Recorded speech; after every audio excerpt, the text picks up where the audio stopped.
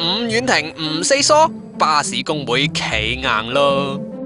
如果個司機係堅持要埋到站先上落客嘅話呢，就唔會要市民係穿過2條3條間行車線出去上車啦。咁呢個係咪運輸署都可以幫到手呢？到底叫運輸署幫手啊，算唔算投訴呢？相信大家心入面都有答案嘅。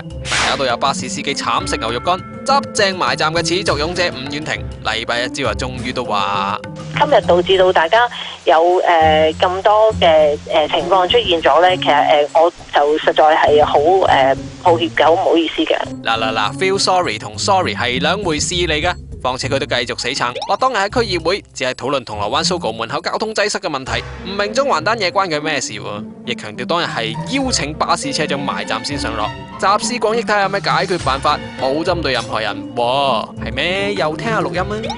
市民個安危嗰樣嘢呢，其實個責任亦都係喺巴士營運商嗰度嘅，保障使用者嘅生命安危呢，要用對確嘅方法去處理。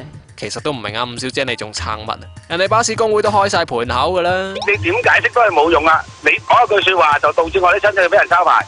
喂，咁你呢個都係呢個區議員，你講嘢負責任先得噶。